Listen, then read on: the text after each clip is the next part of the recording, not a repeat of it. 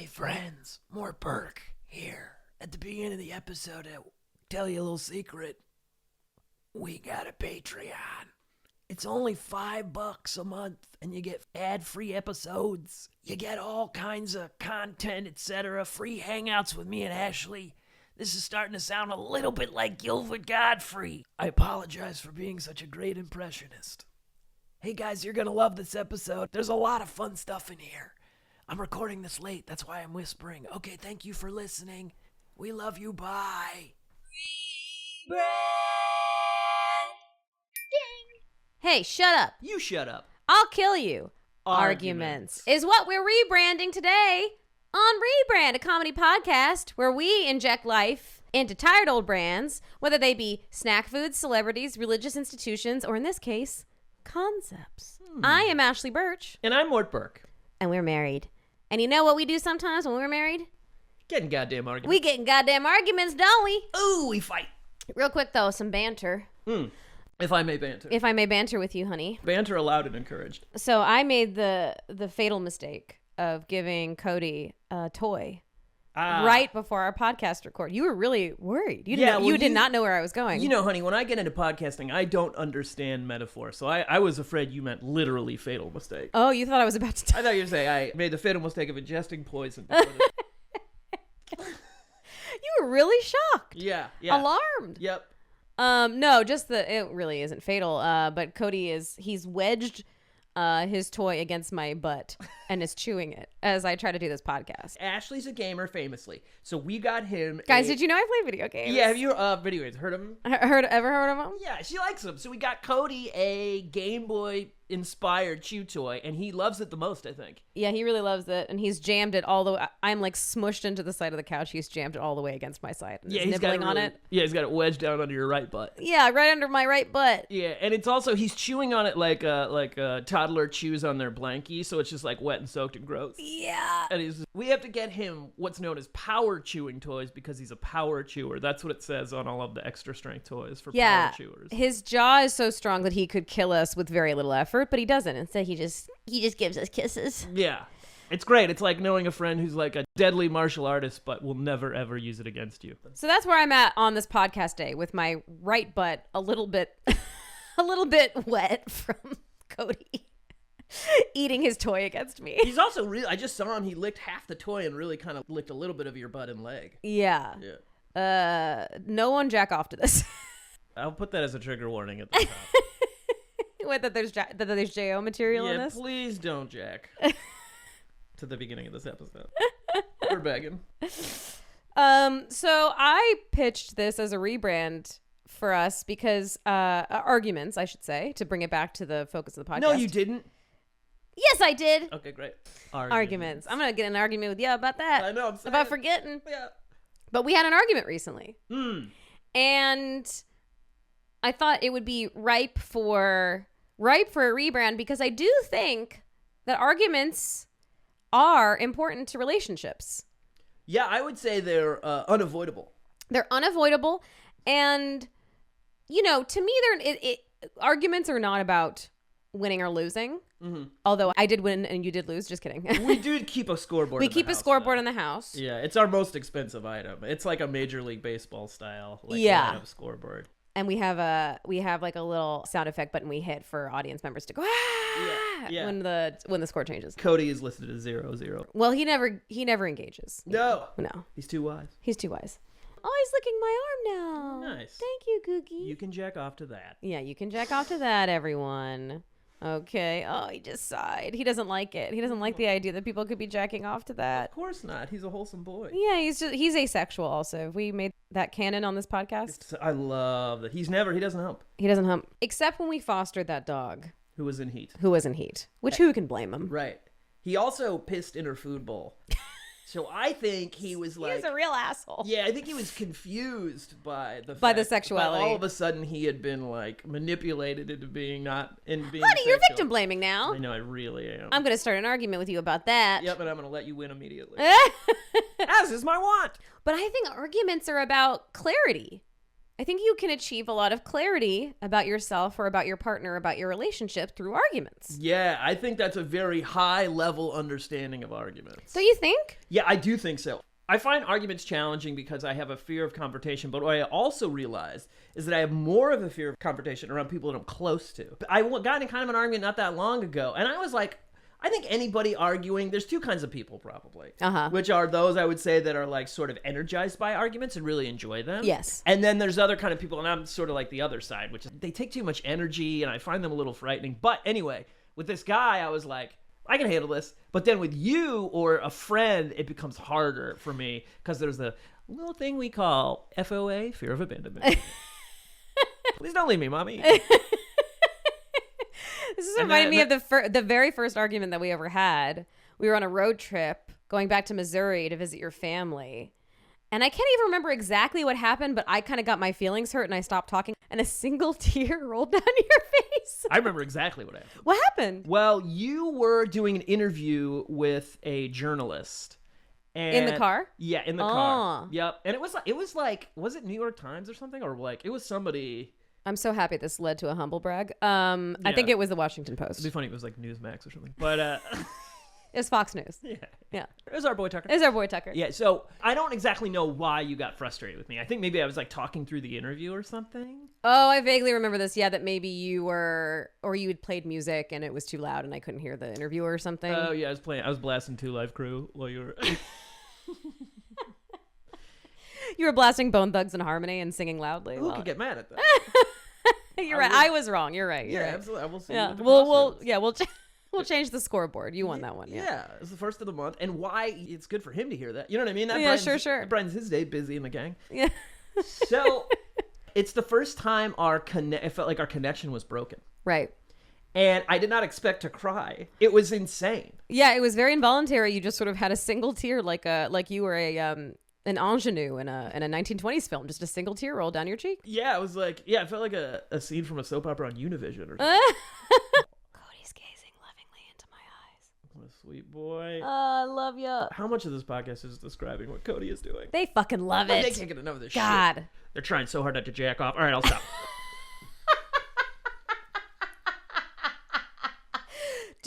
I repeat, do not jack off to our dog. It's starting to sound like we want him to jack off. The lady doth protest too much. Yeah. So here's what I think is challenging about it is that a lot, arguments don't always feel safe to me because they weren't always safe necessarily. Sure. And growing up the way I grew up, I didn't learn about closure or what they call rupture and repair. Right? Oh no, so not at all. Neither of us. So I think that's another good thing about arguments is that you have to go through the unpleasant experience of it to get to the clarity or to get to the repairing of the rupturing. Well, This is the thing, is that I think learning to rupture and repair is one of the most fundamental and important skills that one can learn, regardless of whether or not they're in a romantic relationship. Yes, totally. Because if you don't learn that you can make a mistake and still be lovable, or that other people can make mistakes and still be lovable, then you will inevitably close yourself off from actual deep, intimate emotional connection with people. Yes, and you always feel like me bad, me so bad, me so bad, they so bad, yeah, everybody bad, they bad, me they bad, bad, ooh they bad. Ooh, they bad. Either they bad or me bad. Right, somebody's got to be a villain here. Yeah, completely.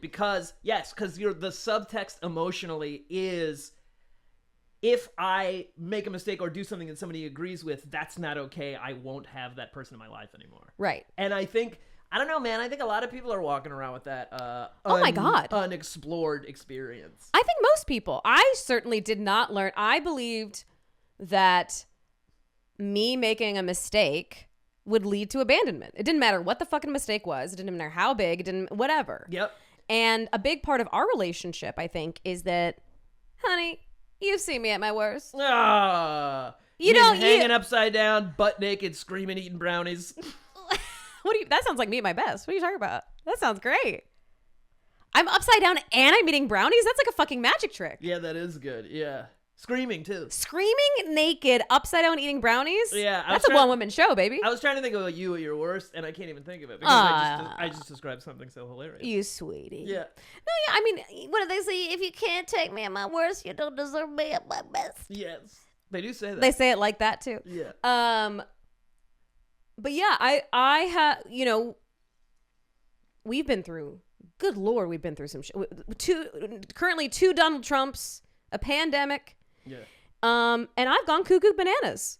Yeah. At different points during that stretch of time. Yeah, it's been a real fuck of a ride. It's been a real fuck of a ride. Decade, yeah. I mean, so say we all. I'm sure no one's been at their peak. For sure. And I think everybody's going apeshit. Like, yeah. You know what I mean? You put that, there's so much, is it a crucible? Is that? Oh, yeah. Right? That's the pressure that causes solidity. There's been so much of that externally. Yeah. And I do, and, not to say that it's just the world that's making me crazy. But the world will bring that shit to the surface. For sure. And I think there is stuff that I've needed to learn about how I am in the world that, like, I would not have been able to look at had I not been forced to through conflict with you.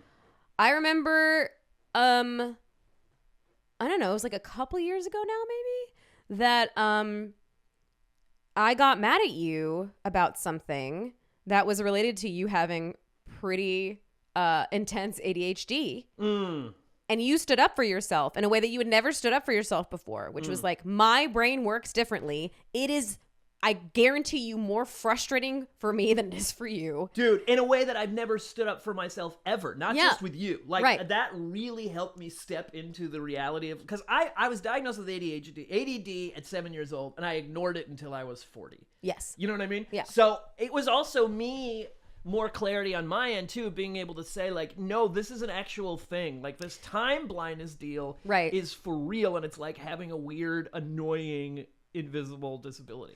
I think you were not able to embrace how real ADHD was for you and how much it truly affected your life. Every aspect of my life. Aspect of your life. I think until that argument. And I don't think because we hadn't been able to talk about it before with that much clarity, I don't think I realized how much it affected your life. Right. And it was you standing up for yourself in that moment, which I guess simultaneously was you also realizing how hard that disorder is for you, that I was like, oh, fuck. Like, I'm putting so much pressure and being judgmental of this person that I love for something that they can't control and hurts them, is hard for them. Like, they already have shame around it. And it really, like, helped shift something in me to be like, okay, well, what is it about me that I, like, need him, like that this is bothering me so much, or that this affects me so much. And it made me look at my own, like, control shit that I had not been looking at before. Right.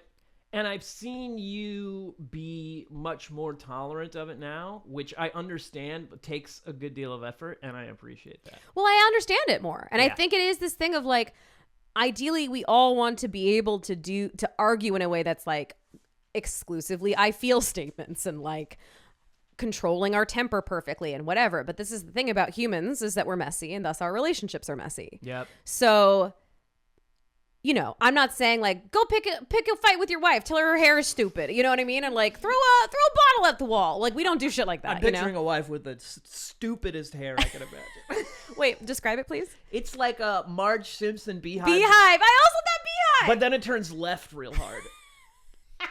There's a bird in it. Yeah. There's a nest of happy little birds. I love this now, actually. Yeah, it's nice. I think that's great. Yeah. But I do think that there is some amount of conflict. And I think people also will get, like, so hard on like, as in a hard on that they jack off to. We should have a jack off counter in this when you're editing it. Just go like, ding. We'll put it on the argument scoreboard. The jack off counter. Yeah. But, so many people, I know people like that. They're like, fight me. And it's like, well, why? Why do you want me to fucking fight you so bad? What are you running from that you want to get in a fight so bad? Yes, and different people have to balance things differently, right? So it's like, if you're terrified of fighting, you're going to have to learn how to fight. If you only love to fight, you're going to need to know how to let go. Right. Yeah. Yeah. So I'm not saying that it's, like, great and if you're fighting constantly and da-da-da-da, but there's, like, I think... I sort of, when I think about our relationship, there has been, like, a pressurized element sometimes that comes up in fights that helps one or both of us level up in some way. Like, we were blind to something that's going on with us, or we needed help that we were not getting, or whatever it was. And it was through conflict with each other and someone setting a boundary that made the other person go, well, fuck, okay, I need help. Like, I remember there was a moment with us where we were in some sort of fight, and I sort of expressed to you, like, the way you're treating yourself is not okay. And I think you really, like, took that in and started getting help. I think you started going to therapy or something that, like, I don't know, like, helped you level up and, like, heal something. Well, that's what's fascinating about living with a person too, is that when I was a high-stepping bachelor before we met. High-stepping? Oh, I was stepping over couches and cars. I just imagine you in, like, a top hat with, like, what is the tux with the tails, a little cane? Yeah. With your big old, like New Yorker cartoon legs stepping over stuff. What'll I do with just a photograph to tell my troubles to? What'll I do? That's what I was singing. Beautiful, Yeah, honey. thank you. That's what I was singing. Yeah, that's what you're singing. Let us Scott Joplin. It's a modern reference, right? The kids get this, don't they? Scott Joplin. Oh, the kids love Scott Joplin. Yeah, Yeah, they love Billie Eilish, Chappell Roan, and Scott Joplin. Yeah. Yeah. When I live by myself in Silver Lake, I could be depressed for months and no one would know. And Right. then when you live with someone, they're like, "Hey, man, it's been 2 days and you won't stop sighing loudly."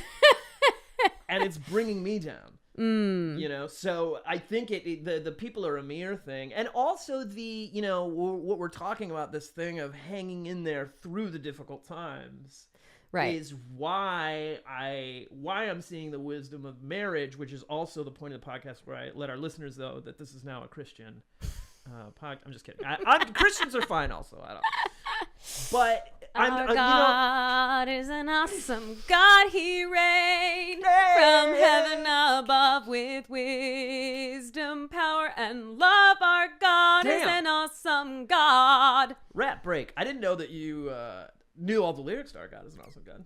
I'm sure there are more than that, but those are the ones I know. I mean, I was impressed with you. Thank you. Yeah, you got it. So, and again, like you're saying, I think it's really powerful, because the thing I wanted to point to that we were talking about previously is this thing of, if you're not allowed to make a mistake, that colors the rest of your life. So that makes it really, really hard to put out your own work because of perfectionism, which I am, continually dealing with. And I think, and we're all learning ways and tools to build beyond that. But in order to start to build beyond that, you have to have a level of, I must have inherent value even if I'm not perfect. I truly think that so much of the problems that ail our world currently are because people think that they are mistakes and they don't know how to rupture and repair. Yes, absolutely. I truly think that if everyone knew how to rupture and repair, everything would be fucking fine, because it really is this thing of, like, well, and look at all the rupturing that is happening. I know, repair. Because we view acquiescence of any kind, or what's it called when two people are arguing and somebody says it's a really simple word? Sex. Yeah, that's what I was saying. Compromise. Homeowner. Okay. I'm just going to say random words. We consider compromise to be weakness. Right. Which, as we know in a relationship, that it's like an important aspect to consider. At least consider. Which, obviously, there is nuance to all of this, where, like, if your entire relationship is arguing, there's like, I used to be in relationships where we would argue all the time and it wasn't good. Like it was a bad match. Right. You know what I mean? Right.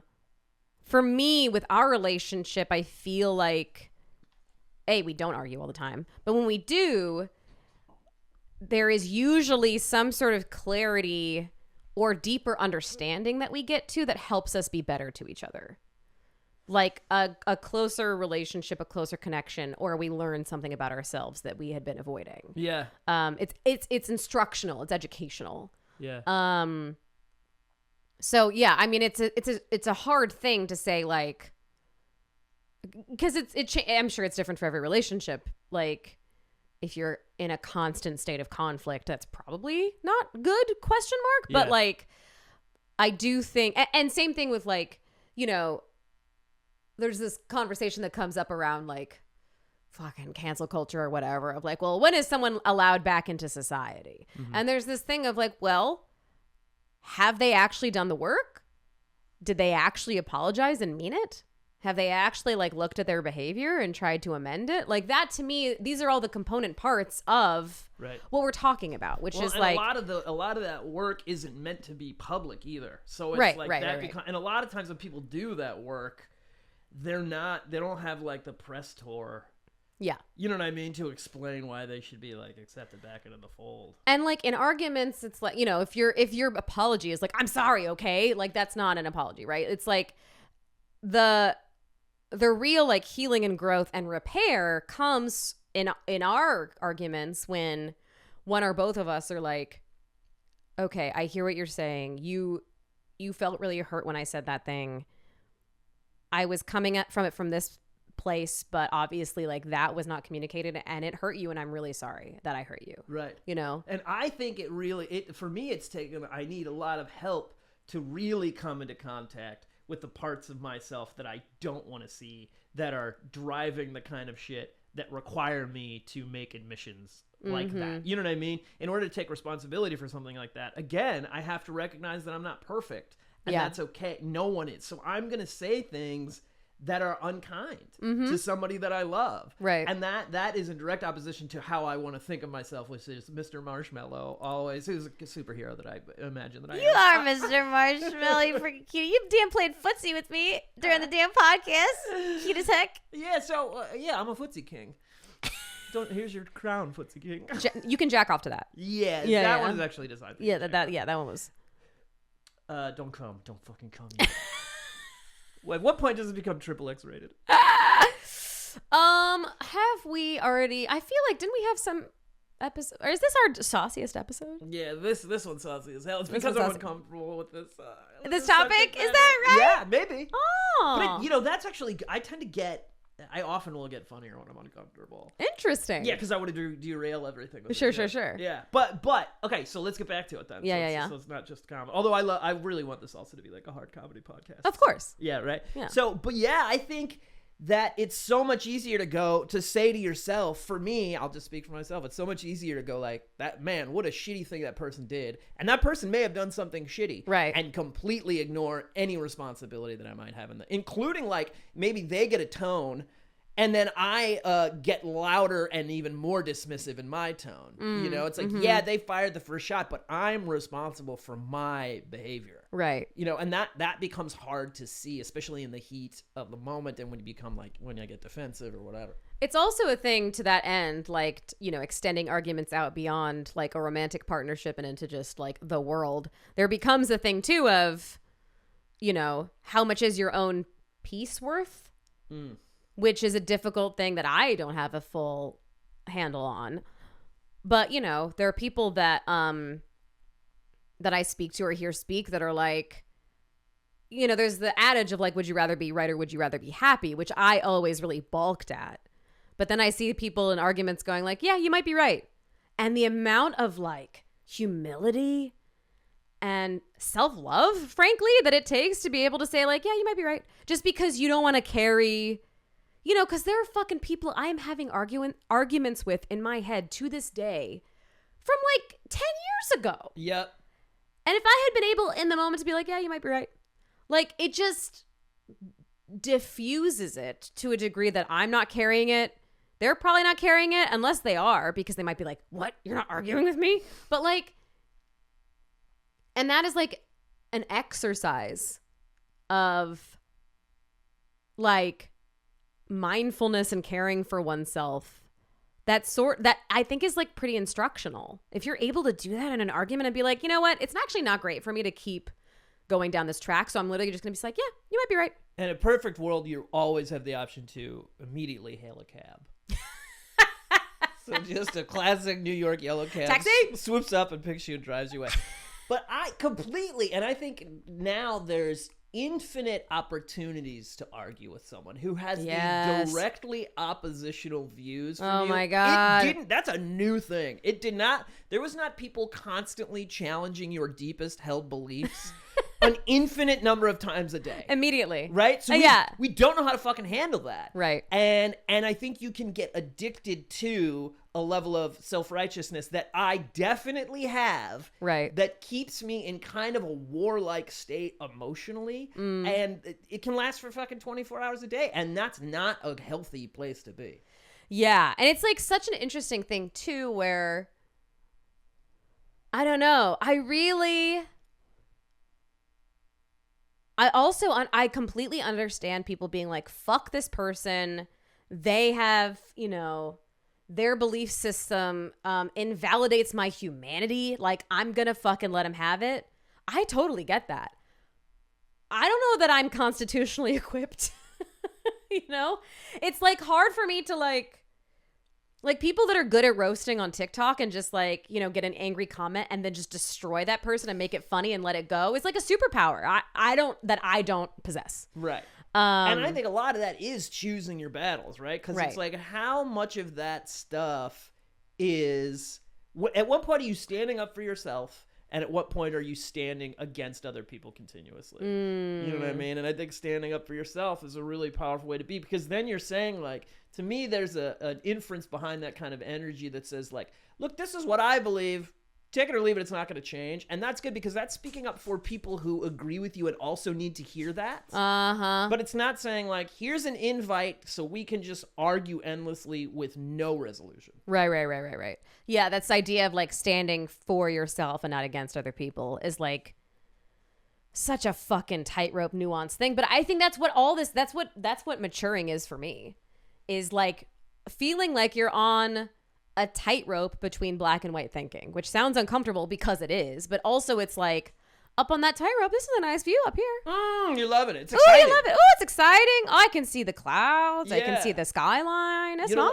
Who's the sweet little French acrobat who walked the wire between the Twin Towers? Oh, I don't remember. Yeah, you're up there doing the splits. Yeah, just lounging. Up in the clouds. Because that's the same thing with like rupture and repair, is that you cannot be in black and white thinking, I'm bad, you're good, or you're good, or you can't be in black and white thinking of like one of us is bad and one of us is good if you actually want to rupture and repair with the person that you're talking to. Yep. You have to be able to see their humanity and your humanity to come out of it clean. Right. Which is an exercise in not being as myopic as my emotional state wants me to be. Because Word. Thank you. Word of the day. Myopic. I always think of like a monocle or something when I like. Interesting. Or like a cyclops. I think of Gregor Samsa. I don't know this man. And the Kafka book Metamorphosis for some reason. You're so goddamn educated. That's a AP English for you, baby. That's sick. High school AP English. I'm gonna start. It reminds me of Kafka in a way.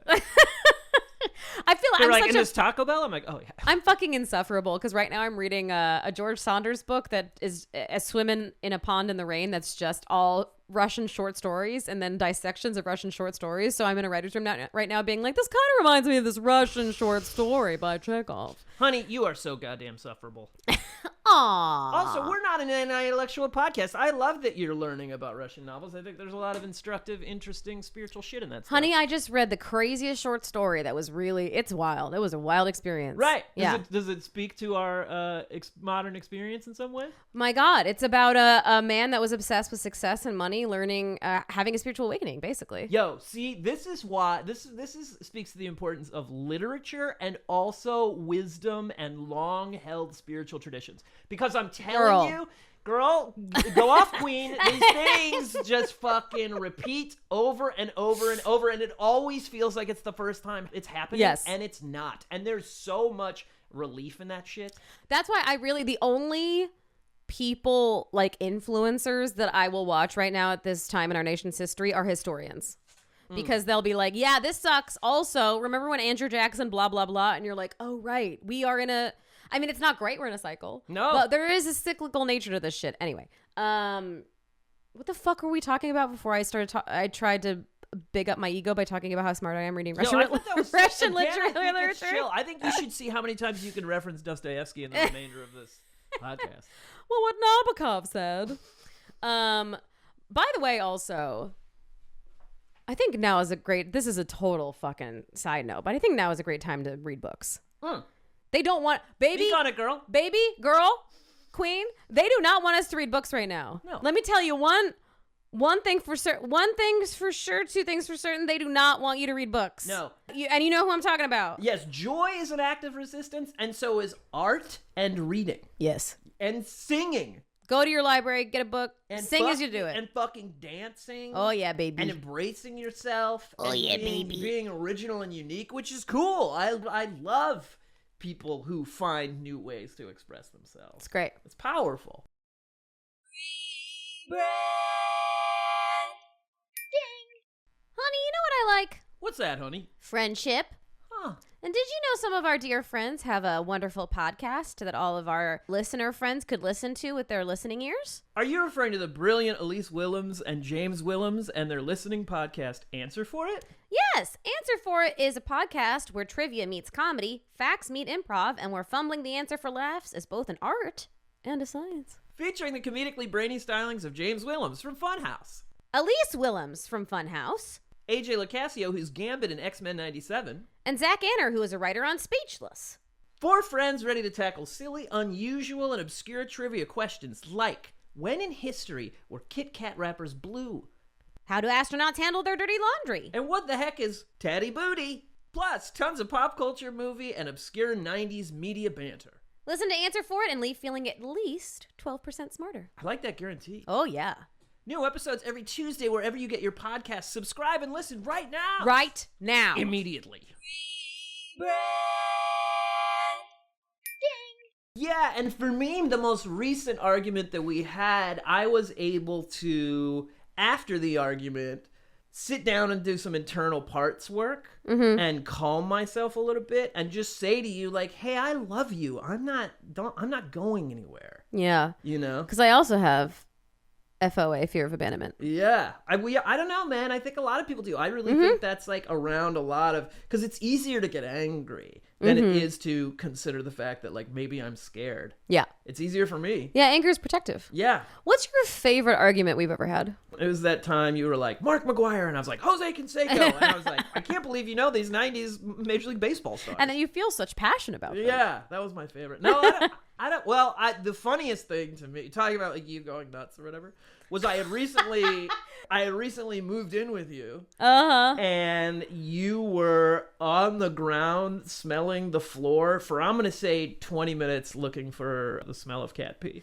Yes, because we were living with roommates and you brought with you two cats, our beloved Samantha and Kevin, who still live with us to this day. And my friend's cat, Oliver, fucking hated them. And while we were gone at one point, we had the door open and Oliver came in. He pissed on the bed. He pissed on the ground. He pissed on my fucking PlayStation. Directly. It's like he knew this is the thing she loves the most in this room and he pissed on it. Yeah, it was an incredible assassin move. Crazy. Unbelievably, it still worked, but it did smell like piss for the rest of its life. But yes, I, after that, just had... You go through periods where your sense of smell is especially heightened. And I just smell phantom pee everywhere. And I get on my hands and knees, baby. I go cuckoo. You smell that carpet. I smell that carpet. And I that was smell another that bed. time to really pull back and be like, that's the love of my life. You were standing in the doorway just watching me do this, and you brought it up later, and I saw myself from your perspective. Yeah, because you can't do it in the middle of the thing. You No. You gotta pull back. Your partner's gonna go nuts sometimes, and you gotta give him that opportunity, and then this is why like loving laughter, live, laugh, love is so important. Oh my god. Because there's no way to talk about that except for later to be like, hey, I'm super worried about you. Except for to go like, look, this was so fucking funny. I had a full-on mental break. Yeah, full on Crying and smelling the floor. Yeah, piss psychosis. On all fours. I went piss crazy, honey. Yeah, you went totally piss nuts. And you very patiently watched me do it. Yeah, I said, there she goes. There she goes. There she goes. Smelling that old piss. You know, and I just can't contain. Anyway. And it's powerful, I think, to stay with each other through the crazy shit. We really met when shit started going real nuts. Popped off, yeah, man. Shit started cracking right around 2016, and we were like, well, we're in love. This is weird. Yeah. And we just been with each other ever since. And it's also like there was I swear Mort has also had revelations from these arguments, but I just remember the one where I was so mad at you for a reason I no longer even remember. And I was like sleeping on the couch and angry watching Scandal at 3 a.m. Yeah, this is pandemic time. Heavy pandemic time. Just walking in a circle, mad. You come in the room, I'd look at you mad. And it got to a point where a voice in my head was like, what are we mad about? And I like could not even remember the origin of my anger at you. Uh-huh. And it was just this like, whatever you want to call it, like higher part of myself came in and was like, we may need to get on anxiety medication. Oh, dear. wow. It might be time to try medication. Yeah. Because I really could not trace anymore. I was just attached to the fact that I lost the narrative. I was just attached to the fact that I had been mad at you for some reason, so I must need to continue. Which I think also speaks to how insane that time was, too. Oh, my Because I think God. it's very rare that you'll be having an intense argument with your partner and you'll have enough weird, confusing distance from it that you'll forget why they pissed you off. It's usually pretty easy to remember. Yeah. But I think that's a natural tendency for the human mind to use that as, like a dog likes a bone. Just be like, they did this. And then think about what they did over and over. And that just strengthens your argument. Right. Which sometimes it's important. Sometimes boundaries need to get set, but that can be done in like a calm, loving way. It doesn't have to be. Yeah, it is an interesting thing that I think every argument that we've had, either one of us realizes like, oh, there was something I needed to look at here, or one of us is like, no, actually, this is a line in the sand. Mm-hmm. Which then prompts the other person to be like, I like the ADHD conversation where you were like, no, fuck you, I have ADHD. And I was like, oh, no, he has ADHD. I need to like actually, like it's an interesting thing that like, to me, it's also helped me understand like what is really important to me. Like, what do I actually need to stand up for myself about? Mm-hmm. Yeah, right. Because we had one of those in the pandemic, which, I should cut that. There was the chess thing, too, where you told me we played chess and we were playing chess during the pandemic, trying desperately to entertain ourselves. We just watched the Queen's Gambit, as everyone did, I think, during the pandemic. And we were like, let's play chess together. Yeah. Yep. And then after a few games, you had to say to me, hey, honey, I get to win sometimes, too. That's how, like... is insolent a word? I don't know. That's yeah, right. Yeah, insolent's a word. Yeah. Yeah. That's like how childish I was being about, and I had to go inside and go like, take a deep breath. And be like, yeah, she's right. You can't argue with that. She does get to win sometimes.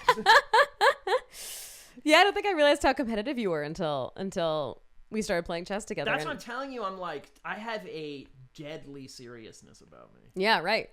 That is like that it feels ugly, and that's why I try to hide it, and only comes out during pandemic chess. But to your credit, I said that and you took it in and you went, fuck. Uh-oh. Yeah. Yeah. Another thing that happened during the pandemic was my manager broke up with me, and I sat on the linoleum floor in the kitchen and screamed the word fuck, and I don't even know if I cried. I don't know if I was in touch enough to cry. You might have done.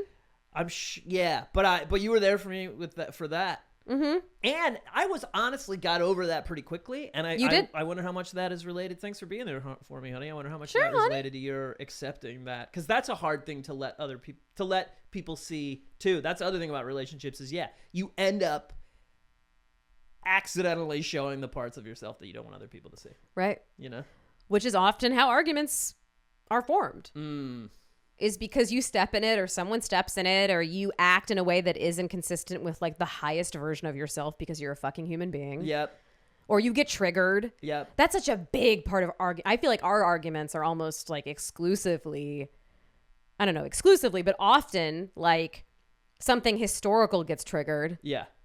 And then it becomes part of like an argument that we're having with each other, when really it's about like a memory you had of your dad from when you were 7, or a time that my mom was mean to me when I was like 10, or whatever. Totally. And it's just coming out now in this context, which also means, by the way, that arguments are a way of healing past hurts that have nothing to do with the person you're arguing with. Yeah. That's Eckhart Tolle said it's very hard not to bring your old pain to blame your current partner for your old pain. Yeah. Which I think is so goddamn true. It's true. And it also is like such a way of healing it because you're showing your brain and your nervous system, not every person reacts the way that the person that hurt me reacted. Yes. And it also, that's why it gets hard when both people have low bandwidth. Yeah. Which encourages you to be aware of your own level of energy and self-care, right? Which is like I'm saying, when I was like living by myself, it was McDonald's at 3 a.m. because I'd forgotten to eat that night. Ooh, wait. You know what I mean? Like tons of that stuff. And now What would you get, Big Mac? Oh, dude, did a couple of Nasty Macs, a couple of big beautiful fries.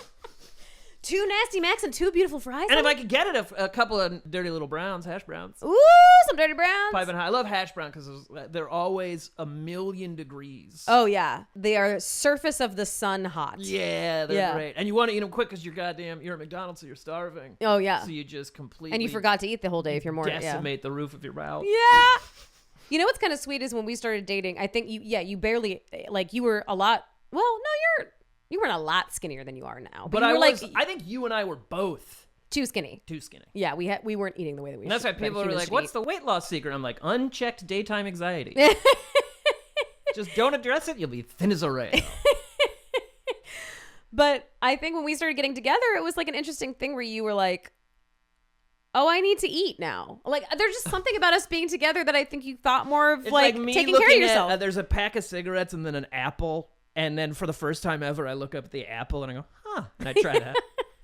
Which isn't great. Like I think that's why I've had to do a lot of work while we've been together too. Because I do believe there's this situation where water finds its own level. So I think we both were having trouble with self-care. Sure. And I think if you fix that shit before you have a partner, you're going to probably find a partner who doesn't have to do as much work. Whereas we have the thing where we both are here for each other while we do the work. Yeah. Which is its own incredibly beautiful experience. Right. We're like so fortunate, I think. Yeah. But it's not a good thing to get somebody to fix you. That's the other deal is like, because we don't have an idea of a loving God in America, we all depend on the idea. Our God is an awesome God. He rained from heaven above. God, he's strong and cool.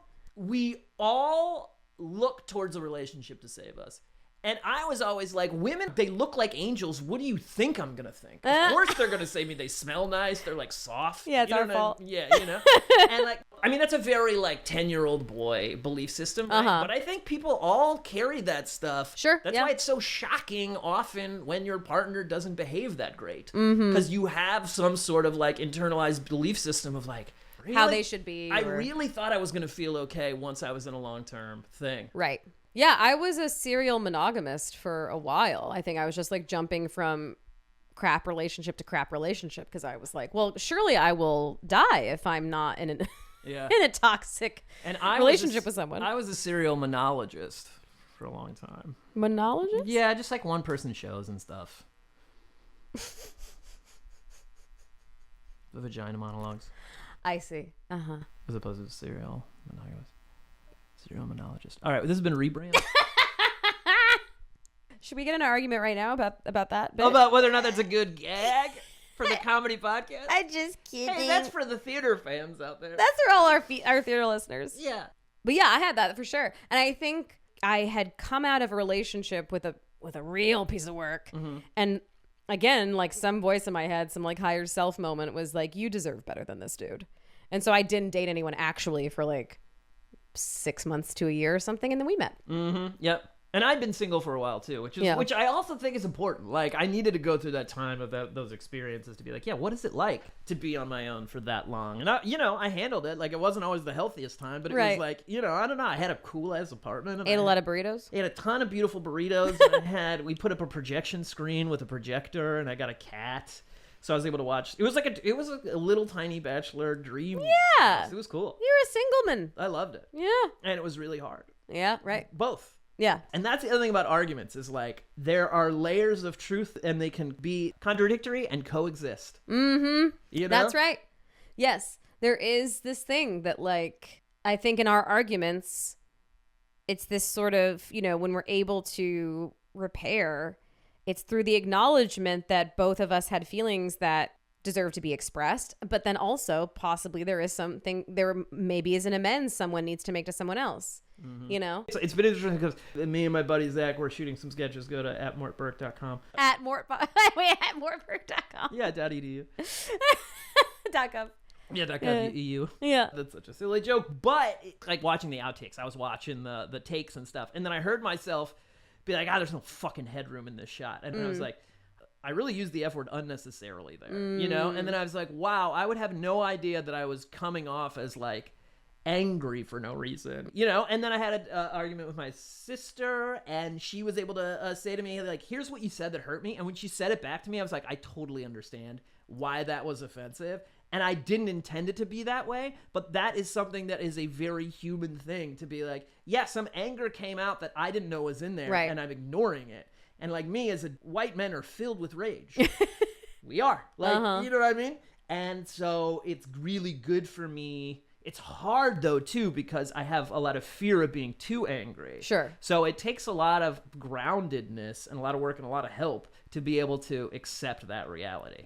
And you're very good, I will say, about like, because truly it becomes this thing where like intention is immaterial.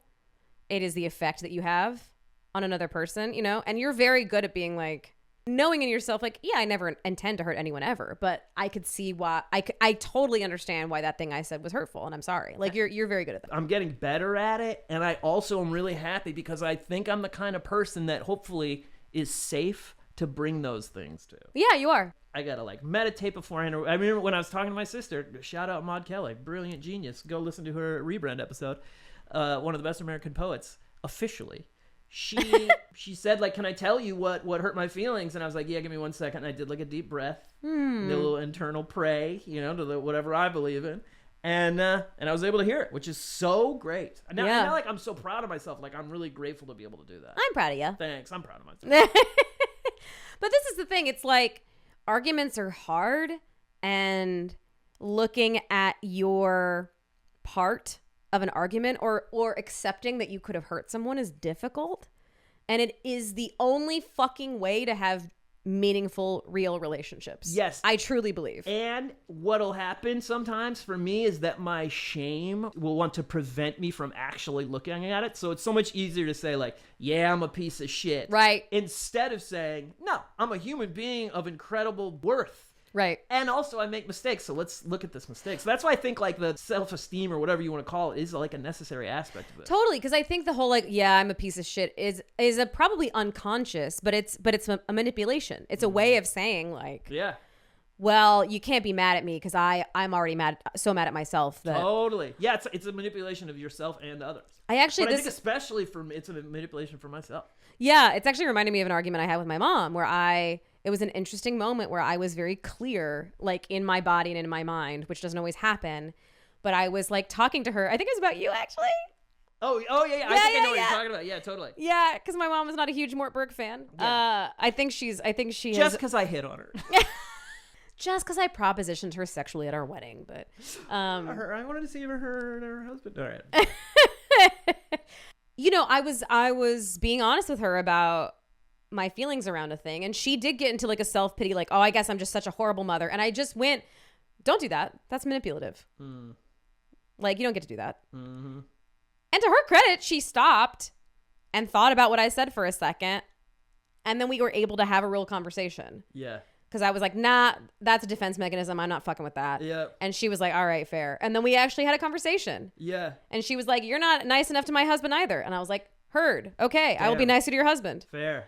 And damn, wow. See, and those are both things that needed to be said. Yeah.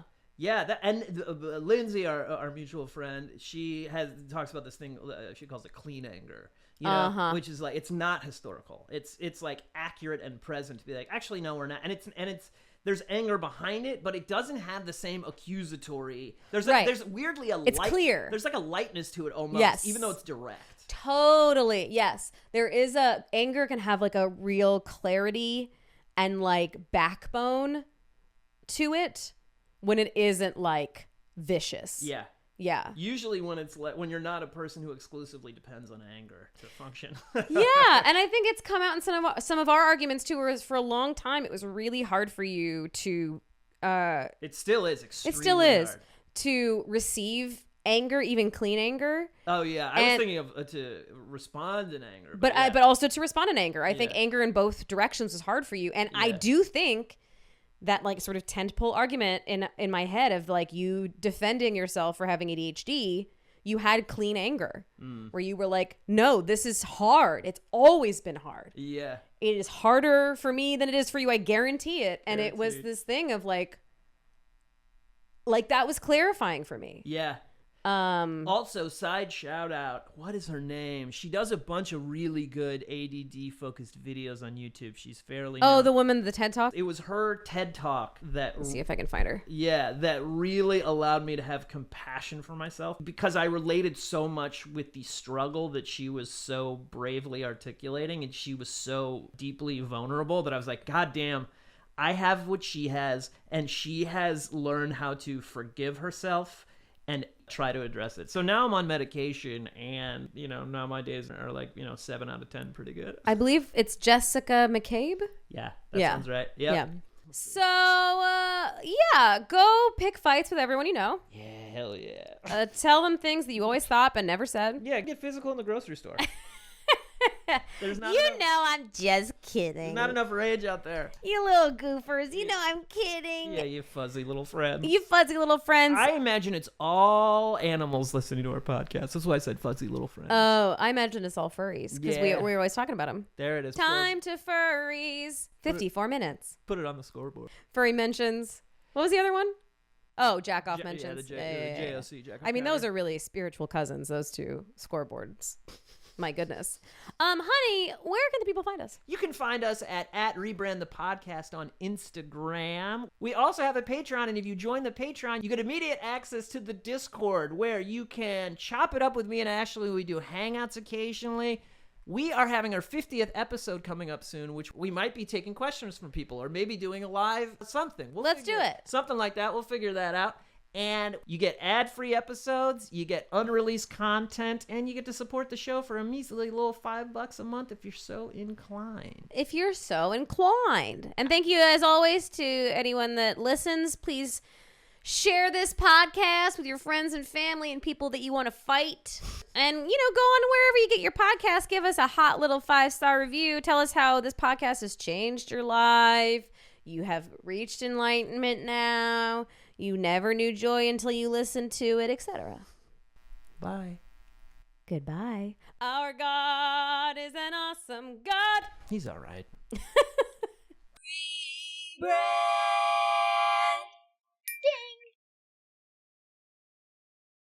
Hey friends, more Burke here. At the beginning of the episode, I tell you a little secret.